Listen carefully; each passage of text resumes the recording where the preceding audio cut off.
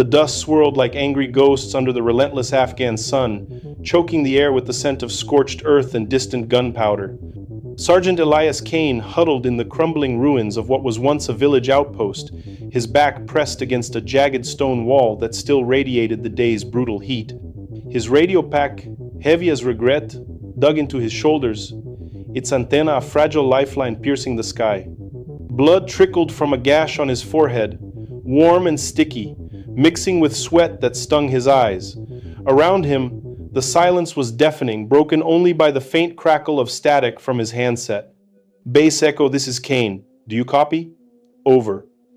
His voice, rough and edged with desperation, echoed back at him through the empty ether. No response.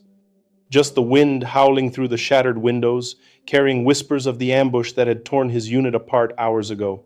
Bullets had rained like furious hail, screams piercing the chaos as friends fell, their bodies crumpling into the sand. Elias had dragged himself here, the last one standing, or rather, crawling. His leg throbbed with a fire that made every breath a battle, the wound from shrapnel pulsing like a second heartbeat. He adjusted the dial, fingers trembling on the cold metal, willing the signal to reach someone, anyone. Base echo, come in. Position compromised. Requesting evac. Over. Still nothing. The base had been evacuated. He knew it in his gut. A hollow H that matched the one in his chest. Isolation wrapped around him like a shroud, the vast mountains looming as indifferent witnesses. But duty burned brighter than fear. He had to keep transmitting, had to hold on. As the sun dipped lower, painting the horizon in blood-red hues, Elias felt the first tendrils of doubt creep in. His mind wandered to a photo tucked in his vest, a faded image of a newborn girl, her tiny fists clenched in innocent defiance. His daughter, Lily, whom he'd never held, born while he was worlds away, chasing shadows in this forsaken land. What if this was it? What if his voice faded into the void? The thought ignited a spark of resolve, but also a wave of sorrow that threatened to drown him. He pressed the transmit button again, his heart pounding louder than the static. Night fell like a heavy curtain, plunging the ruins into a blackness pierced only by the faint glow of Elias's radio display. The cold seeped through his fatigues, gnawing at his bones, while the pain in his leg flared with every shift. He could smell the metallic tang of his own blood, mingled with the earthy rot of abandoned mud bricks. Thirst clawed at his throat, his canteen long emptied, lips cracked and tasting of salt. But he couldn't stop. Base echo, this is Kane. Coordinates grid Alpha 79er, multiple hostiles in vicinity, holding position. Over. The silence mocked him, a cruel companion in his solitude.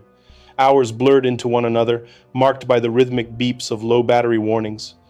Elias's mind raced through memories, fragments of a life left behind. The day he enlisted, driven by a sense of duty that now felt like chains. The letters from home, sparse and fading, until they stopped altogether after Lily's birth. Her mother had written once, "She's got your eyes, Elias, come home soon." But war had other plans. He scavenged what he could, a strip of cloth to bind his wound, a few rations that tasted like ash. Footsteps echoed in the distance, faint but real, sending his pulse skyrocketing. Taliban patrols? He froze, breath shallow, every rustle of wind a potential threat. Hiding in the shadows, he whispered into the radio, voice barely above a murmur. "If anyone's out there, please." The isolation pressed harder, a weight on his chest that made breathing labored. Doubts whispered, "Why fight? For what?" But then Lily's face surfaced again, a beacon in the dark.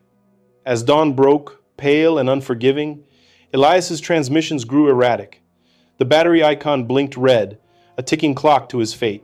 He switched to recording mode, the device his confessor. "Lily, if you ever hear this, know that your dad was out here thinking of you." His voice cracked, tears carving paths through the grime on his face. He spoke of the stars above, vast and unyielding, reminding him of her potential. Of the lullabies he wished he'd sung, the stories he'd tell if he made it back. Obstacles mounted. Hunger gnawed like a beast, his vision blurring from blood loss. A sudden fever gripped him, chills racking his body as infection set in. Yet he adapted, tearing pages from his notebook to staunch the bleeding, forcing himself to stand despite the agony shooting up his spine. Small victories, spotting a trickle of water in a crevice, sipping it like nectar, rigging a makeshift alarm with stones to alert him of intruders. Each act fueled his resistance, a quiet rebellion against despair.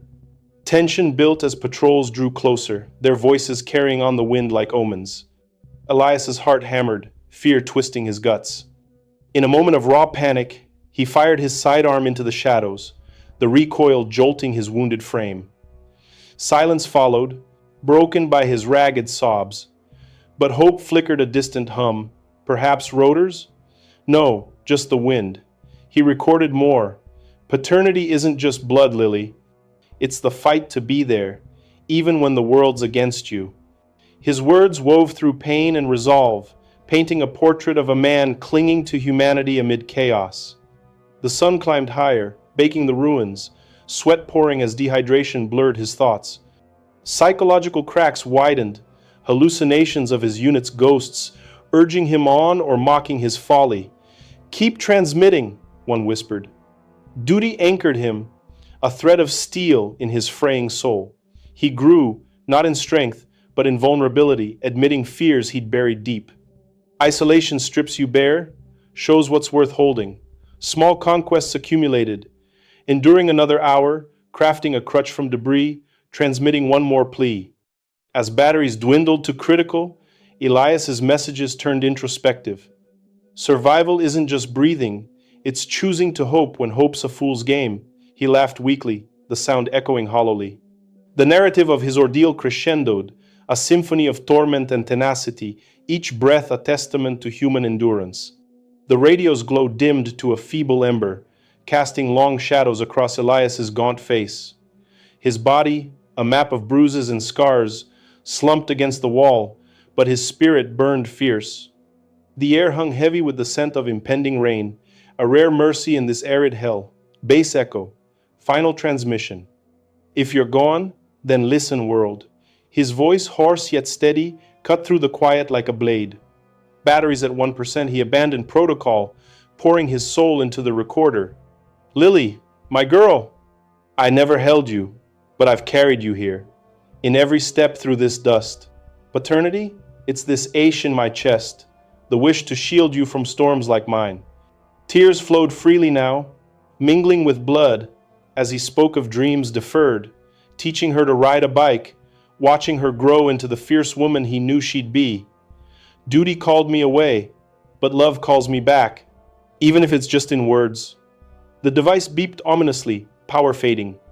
Outside, thunder rumbled, mirroring the storm within him. Courage surged, not as bravado, but as quiet acceptance. He'd fought isolation's grip, turning solitude into a canvas for reflection. Human strength isn't in muscles or guns, it's in the heart that keeps beating when everything else quits. He recalled the ambush's horror, the friends lost, yet found solace in survival's gift. Time to say what mattered. In a surge of clarity, Elias envisioned her future laughing under safer skies, perhaps listening to this one day, understanding his sacrifice. Superação comes from the depths, Lily. We rise not despite the fall, but because of it. Rain began to patter, cool drops on his fevered skin, a baptism of sorts. He whispered final tales of Afghan sunsets that painted hope, of stars that connected worlds. The radio sputtered, screen flickering out. One last breath. "I love you, kid. Make it count." Darkness enveloped him, but in that void, peace bloomed, a man's legacy etched in ether, a father's voice defying oblivion. And as the storm broke fully, washing the ruins clean, Elias closed his eyes, his fight transcending the flesh, a beacon of unbreakable will. In the end, transmission wasn't about rescue, it was about enduring love, echoing eternal.